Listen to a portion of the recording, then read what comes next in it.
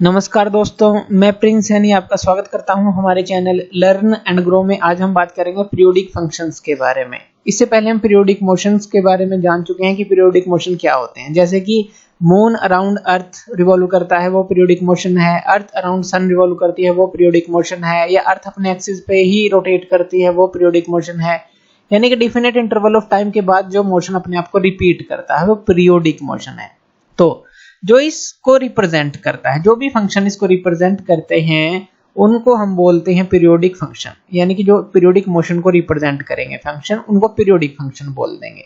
या आप ऐसा कह सकते हैं which repeat its value at regular interval, जो अपनी वैल्यू को रिपीट करते हैं रेगुलर इंटरवल पर। ये इस तरह से भी, इस डेफिनेशन से भी आप उसको समझ सकते हैं। यानी कि मान लीजिए आप एग्जांपल ले लें, साइन वेव का एग्जांपल ले लेते हैं। अब जो साइन और जो कोसाइन हमारे फंक्शन होते हैं, वो एग्जांपल पीरियोडिक फंक्शंस के ही हैं। जैसे मान लीजिए सिनुसोइडल वेव हम ले लेते हैं इस तरह से। अब यहाँ पे हमें पता है ये 0 होता है, ये पाई है, ये 2 पाई है। यानी कि ये जो है एक किसके कंप्लीट एक ऑसिलेशन है, या कहें कि यहाँ से यहाँ तक जो है इसका टाइम पीरियड जो है कैपिटल टी हम मान लेते हैं। तो इस तरह से टाइम पीरियड टी में ये जो है 2 पाई चलता है इस तरह से। अब अगर हम एक और इसके आगे बना लें, इसी तरह की वेव बना लें, यानी कि अगर फिर से हम टी लें तो इसी टाइम पीरियड के अंदर ये फिर से जो है 2 पाई चलेगा। यानी कि अपनी वैल्यू को रिपीट कर रहा है, यहाँ से यहाँ और फिर यहाँ से यहाँ। यानी कि इतने ही टाइम पीरियड में अपनी वैल्यू को रिपीट कर रहा है। आप ऐसा भी कह सकते हैं, इस तरह के जो पूरे जो मोशन होते हैं पीरियोडिक मोशन होते हैं, और जो इनको रिप्रेजेंट कर रहे हैं वो पीरियोडिक फंक्शन है। इसको आप ऐसे रिप्रेजेंट कर सकते हैं, F T equal to F T plus T, या फिर F T plus 2t, F T plus 3t, कितने भी ले लीजिए। इसका कहने का क्या मतलब है कि जो एफ टी है वो एफ टी प्लस टी के बराबर है। जैसे कि हमने अभी देखा कि मान लीजिए जो कोई वेव है इस तरह की, और यहां से यहां तक का जो टाइम पीरियड है ये t है।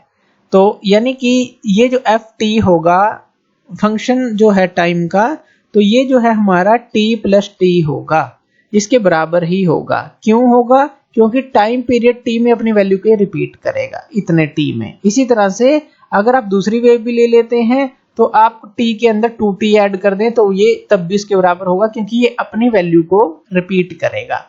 t में लगा लीजिए, 2t में लगा लीजिए, 3t में लगा लीजिए, किसी में भी लगा लीजिए, इस तरह से अपनी वैल्यू को रिपीट करेगा।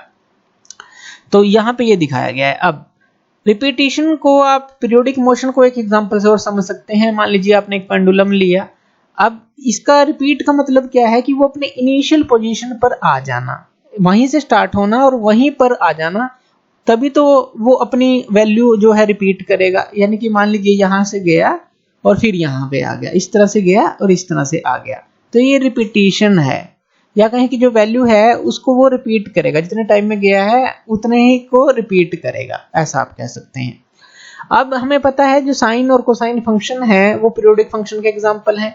तो अगर हम जो पीरियोडिक मोशन है वो हम ले लेते हैं, साइन वेव बना लेते हैं कि साइन वेव की फॉर्म में हमने ले लिया कि यहाँ से यहाँ तक ये जो हमने एक पीरियोडिक मोशन दिखा दिया, 0 पाई 2 पाई, इस तरह से हमने दिखा दिया। यहाँ पे क्या आ जाएगा? यहाँ पे आ जाएगा पाई बाई 2 आ जाएगा, बीच में क्या आ जाएगा 3 पाई बाई 2, इस तरह से ये हमने दिखा दिया। अब हमने इसको मान लिया। यानी कि आप y को क्या लिख सकते हैं, अगर आप जो है साइन और कोसाइन जो फंक्शन है उनकी बात करते हैं, और यहाँ से यहाँ तक का जो टाइम पीरियड है मान लेते हैं हम कि वो कैपिटल T है हमारे पास, तो आप जो है पीरियोडिक मोशन को किस तरह से दिखा सकते हैं, y equal to a sine omega t, इस तरह से दिखा सकते हैं। और इसी तरह से जो ओमेगा t है आप इसको क्या लिख सकते हैं, जो हमने अभी देखा कि t को आप t प्लस टी लिख सकते हैं, तो आप इसको क्या लिख सकते हैं, यहाँ पे a साइन ओमेगा, यहाँ पे t प्लस टी लिख सकते हैं। ये ओमेगा बाहर है, यहाँ पे ये ओमेगा है, t प्लस टी लिख सकते हैं। जैसा कि हमने ये देखा कि t को आप t प्लस टी लिख सकते हैं, वैल्यू को अपने इसी समय में रिपीट करेगा। इसी तरह से अगर आप x को लिखें तो x को आप क्या लिख सकते हैं, उसको आप लिखेंगे a कोस ओमेगा t, ये हमें पता है। ये हमारी जो हम रिप्रेजेंट करते हैं इस तरह से, x को a कोस ओमेगा 2, y को a साइन ओमेगा t, इस तरह से। तो यहाँ पर आपका क्या आ जाएगा, a कोस ओमेगा, यहाँ पर आप क्या लिख सकते हैं t प्लस टी। तो इन दोनों फॉर्म को आप इस तरह से चेंज कर सकते हैं। अब देखिए जो वैल्यू ऑफ जो साइन और कोसाइन फंक्शन है वो कब रिपीट करेगा अपने आप को, अगर हम बात करें वो 2 पाई में रिपीट करेगा, यानी कि 0 से 2 पाई फिर से 2 पाई, तो ये जो वैल्यू है 2 पाई में रिपीट करेगा अपने आप को।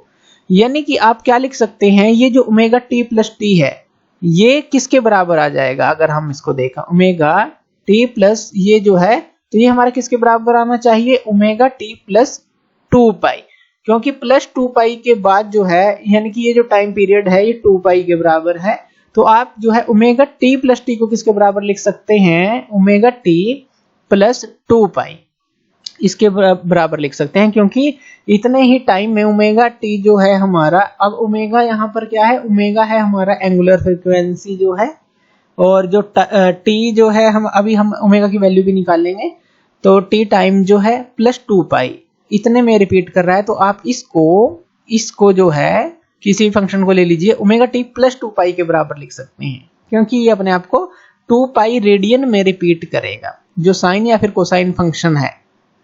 तो ये इस तरह से आप लिख सकते हैं। अब यहाँ पर अगर आप इसको सोल्व करते हैं, यानी कि ओमेगा को अंदर मल्टीप्लाई करें ओमेगा टी आ जाएगा, और फिर ओमेगा को इससे मल्टीप्लाई करें ओमेगा कैपिटल टी आ जाएगा, यानी कि ओमेगा टी ये तो हमारा यहाँ पे कैंसिल आउट हो जाएगा, और यहाँ पर बचेगा ओमेगा और कैपिटल टी बचेगा इक्वल टू 2 पाई बचेगा, और ओमेगा यहाँ पर क्या आ जाएगा हमारा 2 पाई बाय टी आ जाएगा, ये चीज आ जाएगा, ओमेगा क्या आ गया हमारा 2 पाई बाय टी आ गया। अब यहाँ पे ओमेगा जो है हमारा वो आप एंगुलर फ्रीक्वेंसी बोल सकते हैं, यानी कि अगर आप 1 बाय टी को न्यू पुट करते हैं, अब न्यू जो है फ्रीक्वेंसी होती है, तो 1 बाय टी आप वो होती है हमारी फ्रीक्वेंसी, तो 1 बाय टी लिख सकते हैं 1 बाय टाइम पीरियड, तो यहाँ पर आप इसको ओमेगा को क्या लिख सकते हैं 2 पाई न्यू, तो यानी कि ये क्या हो जाएगी अब एंगुलर फ्रीक्वेंसी, जैसे कि हमने कहा ओमेगा जो है यहाँ पर हम दिखाएंगे कि वो एंगुलर फ्रीक्वेंसी है हमारी, जो ओमेगा है एंगुलर फ्रीक्वेंसी इसको बोलेंगे। तो ये हमने यहाँ पे देखा। अब इसी तरह से अगर हम देखें, अगर लीनियर कॉम्बिनेशन बनाते हैं हम, जो साइन और जो हमारा कोसाइन फंक्शन है उनको एक लीनियर कॉम्बिनेशन में अगर हम देखें तो वो भी पीरियोडिक फंक्शन होगा हमारा, अगर हम उनका लीनियर कॉम्बिनेशन बना देते हैं। ये तो हमने अलग अलग देखा, अगर हम इसका लीनियर फंक्शन लीनियर कॉम्बिनेशन बना दें, यानी कि चलिए इसको समझते हैं, ये फिगर जो है आप ध्यान में रखिएगा।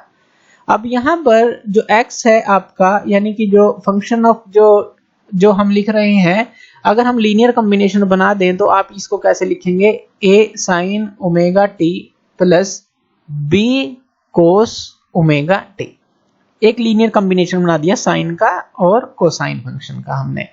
अब यहाँ पर जैसे मान लीजिए वेव है, इस तरह से आप ले लीजिए, इस तरह से हमने ली थी, और यहाँ पर अगर आप मान लें इस तरह से कोई भी ट्रायंगल मान लेते हैं, यहाँ पर इसको आप a मान लीजिए, इसको आप b मान लीजिए, इसको r मान लीजिए। अगर इसको ट्रायंगल को थोड़ा बड़ा करके देखें, इस तरह से मान लीजिए एक ट्रायंगल आपने बना ली, और यहाँ पर आपने एंगल ले लिया जो हमारा फाई एंगल है, ये आपने मान लिया a है, ये आपने मान लिया b है, और ये r मान लिया, यानी कि हम a वैल्यू निकालेंगे अभी।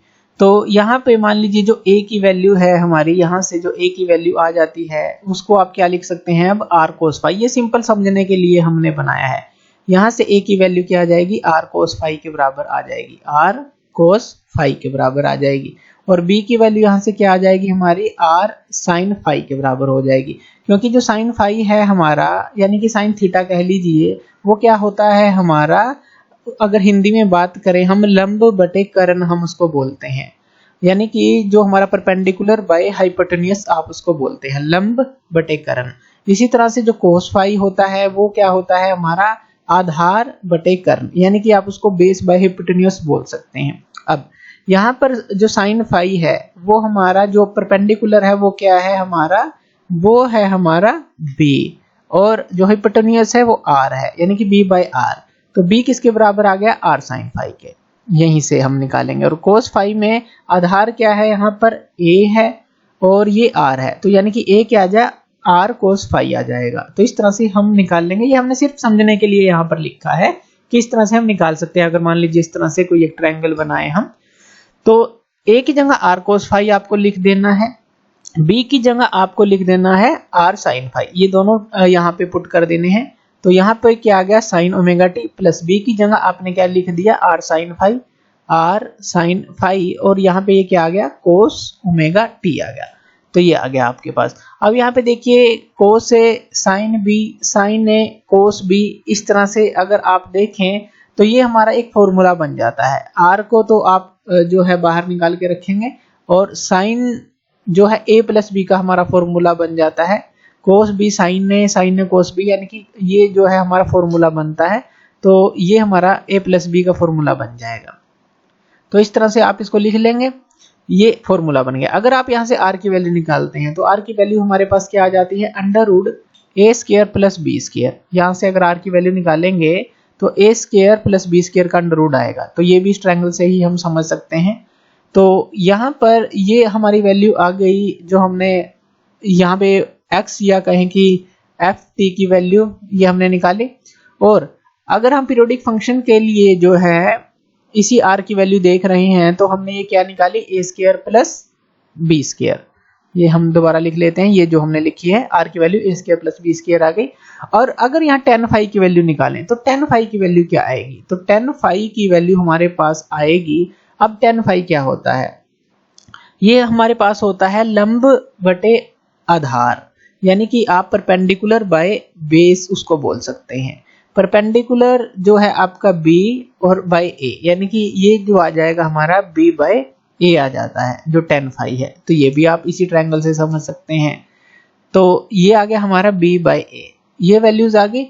अब देखिए ये जो वैल्यू है ये हमने निकाली या ये वैल्यू हमने निकाली, ये तो हमने ट्रायंगल की फॉर्म में समझा। लेकिन आप कहाँ से भी इसको निकाल सकते हैं, जो कि आपने ये वैल्यू लिखी थी a equal to R cos phi और b equal to R sine phi. कैसे निकाल सकते हैं, आप क्या करें, आप इनको स्केयर कर दें और ऐड कर दें। जब आप स्केयर और ऐड करेंगे तो ये वैल्यू आ जाएगी r equal to under root A square plus B square.